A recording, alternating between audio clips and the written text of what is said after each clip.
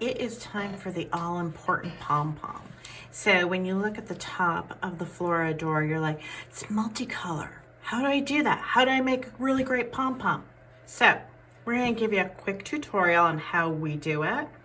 So first of all, the right tools matter, and we really love the clover pom-pom makers. They're readily available at craft stores, at your local yarn shop. They come in multiple sizes. I think this one's the medium that we used for the Flora Adora Hat. And Clover has a really amazing tutorial on how to technically do everything to make your palm and use their tool correctly.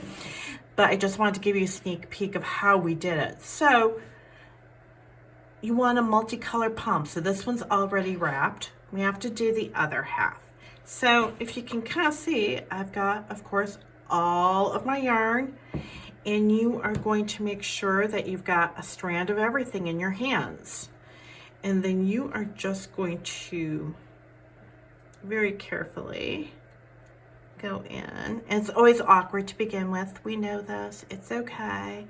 And you're just going to start wrapping very evenly along the base to make sure you're building your pom-pom well from the very beginning. And give your little strands a yank. So you've got plenty there, and then just work your way back along. But you're gonna have all of your colors together at once, so then once you're done making your pom-pom, you end up with something multicolored like this. So you've got every single color that got used here, not the gray, but your bundle colors are all here. I suppose you could throw in gray if you're really into it. It's your hat, so you do what you wanna do. So you can see it's sitting up top there. Important thing to have on hand is a really nice pair, sharp pair. These don't get used on paper. Just to trim little strays and to nicely shape it. So think about it like you're cutting your bangs very carefully, that you're just making sure that looks nice and neat. So, and you work your way around. If you think something, don't go too wild. If you need to step away, it's kind of, once again, like doing your bangs. Don't do everything at once. Just a little bit at a time to shape it. And just see how pretty your pom-pom looks. So the other fun tip I have for your pom-pom is that you want to tie it on. Especially if you're going to ever launder your hat, even hand wash, you want to be able to take your pom-pom off. So the two ends that tie off your pom-pom can get pulled through the very top of the hat and go into the underside.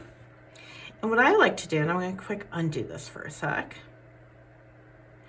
is that I like to pull the ends through and then use a button. Just an everyday button you find anywhere laying around in the button box. If you're like me, you have a jar full of buttons in your house, and you can thread the ends through and then tie it off with that, and then just tie a little bow, because then that way, once again, if you need to launder the hat, you can pop your pom-pom off.